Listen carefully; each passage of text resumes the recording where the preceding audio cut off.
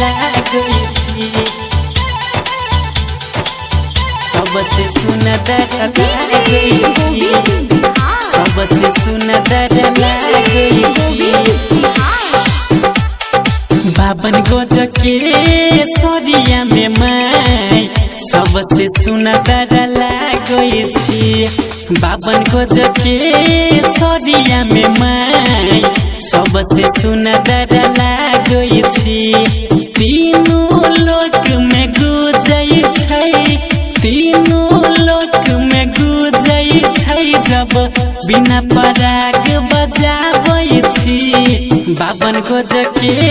सरिया में माय सबसे सुंदर लागै छी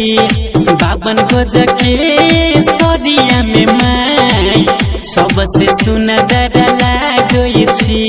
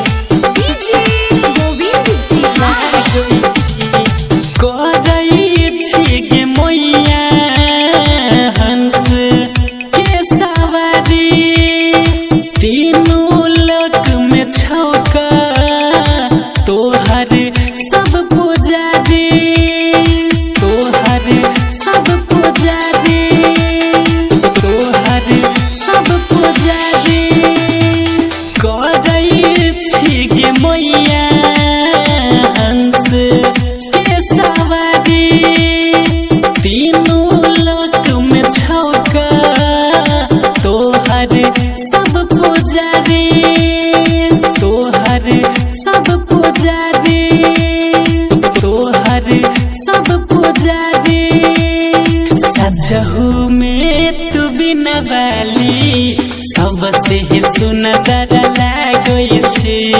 सजहू में तू बिना वाली सबसे सुंदर लागै छी तीनों लोक में गुजै छौ तीनों लोक में गुजै छौ जब बिना पराग बजाबै छी बावन गज के सरिया में माय सबसे सुंदर लागै छी बावन गज के सरिया में माय सबसे सुंदर लागै छी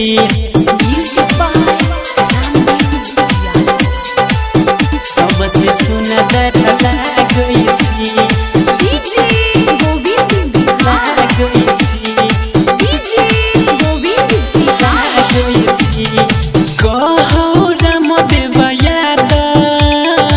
कहिया फेरबे नजरिया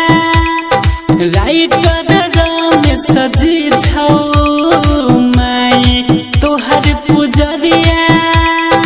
माई तोहर पुजरिया माई तोहर पुजरिया कहू यादव मनीष कहिया फेरबे नजरिया राइटर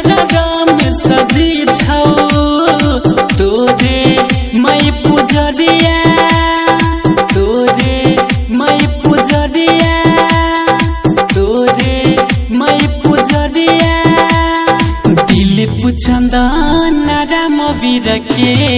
मनमा के तू भावै छे दिल पुछंदन राम वीर के मनमा के तू भावै छे तीनों लोक में गुजै छौ तीनों लोक में गुजै छौ जब बिना पराग बजाबै छी बावन गज के सरिया में माय सबसे सुंदर लागै छी बावन गज के सरिया में माय सबसे सुंदर लागै छी mix by MR recording studio अग्रोपट्टी।